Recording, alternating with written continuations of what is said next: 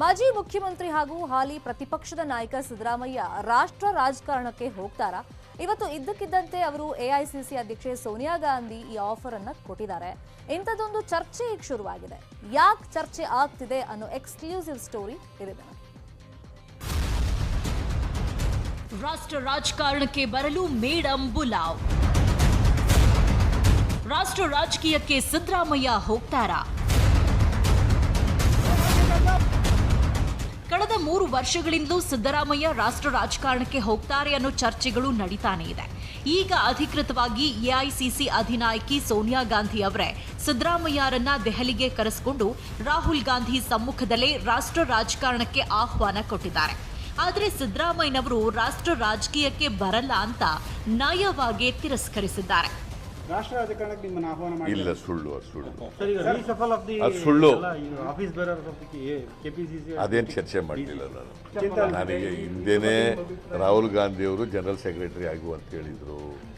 ನಾನು ಬೇಡ ಅಂತ ಹೇಳಿದ್ದೆ. ಆಮೇಲೆ ವರ್ಕಿಂಗ್ ಕಮಿಟಿ ಮೆಂಬರ್ ಮಾಡಿದ್ರು, ಅದಕ್ಕೂ ರಾಜೀನಾಮೆ ಕೊಟ್ಬಿಟ್ಟೆ. ಸೊ ಅದರಿಂದ ನನಗೆ ರಾಷ್ಟ್ರ ರಾಜಕಾರಣದಲ್ಲಿ ಆಸಕ್ತಿ ಇಲ್ಲ.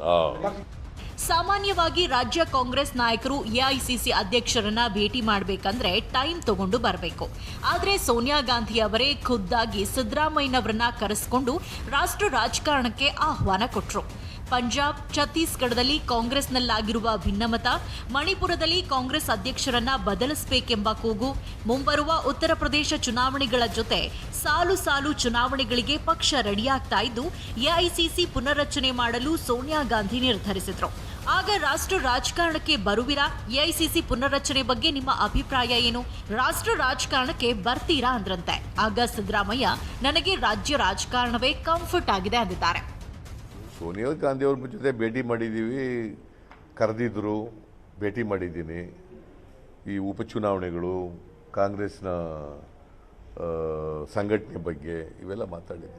ನ್ಯಾಷನಲ್ ಪಾಲಿಟಿಕ್ಸೇ ಮಾತಾಡಿಲ್ಲ ನಾನು. Except Karnataka politics, no national politics.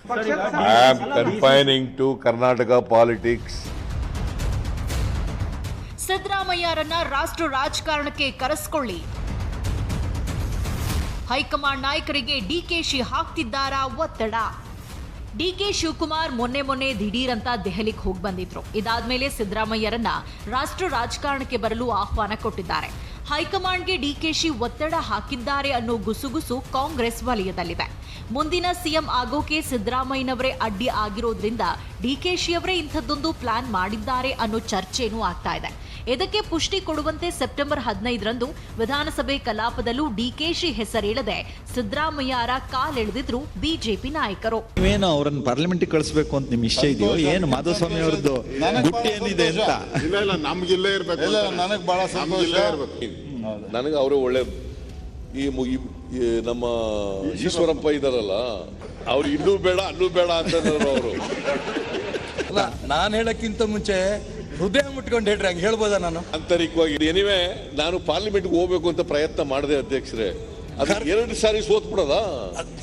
ಈಗೇನಾದ್ರು ಕೂಡ ನೀವು ಡೆಲ್ಲಿಗೆ ಹೋಗ್ತೀನಿ ಅಂತಂದ್ರೆ ಡೆಲ್ಲಿಗೆ ಹೋಗಿರೋರು ಕೆಲವರು ಎದೆ ಹೊಡೆದೋಗುತ್ತೆ. ಸ್ವಲ್ಪ ಹುಷಾರಾಗಿ ಡಿಸಿಷನ್. ಇಲ್ಲ, ನನಗೆ ಈಶ್ವರಪ್ಪನ ಬಿಟ್ಟು ಹೋಗೋಕೆ ಇಷ್ಟನೇ ಇಲ್ಲ. ಸಿದ್ದರಾಮಯ್ಯರನ್ನ ದೆಹಲಿ ರಾಜಕೀಯಕ್ಕೆ ಕಳುಹಿಸಿದ್ರೆ ಕರ್ನಾಟಕದಲ್ಲಿ ಡಿಕೆಶಿ ಸಿಎಂ ಆಗೋ ಕನಸಿನ ಹಾದಿ ಸಲೀಸಾಗಿರತ್ತೆ ಅನ್ನೋ ಚರ್ಚೆ ನಡೀತಾ ಇರುವಾಗಲೇ ಹೈಕಮಾಂಡ್ ಆಹ್ವಾನ ನೀಡಿದೆ. ಆದರೆ ಸಿದ್ದರಾಮಯ್ಯ ಬರಲ್ಲ ಅನ್ನೋ ಮೂಲಕ ರಾಜ್ಯ ಕಾಂಗ್ರೆಸ್ನಲ್ಲಿ ಹೊಸ ಹವಾ ಸೃಷ್ಟಿಯಾಗಿದೆ. ಇದು ಎಲ್ಲಿಗೆ ಹೋಗಿ ನಿಲ್ಲುತ್ತೋ ನೋಡಬೇಕು. Bureau report, news 18 Kannada. ಮತ್ತಷ್ಟು ಸುದ್ದಿ ನೋಡೋಣ, ಬ್ರೇಕ್.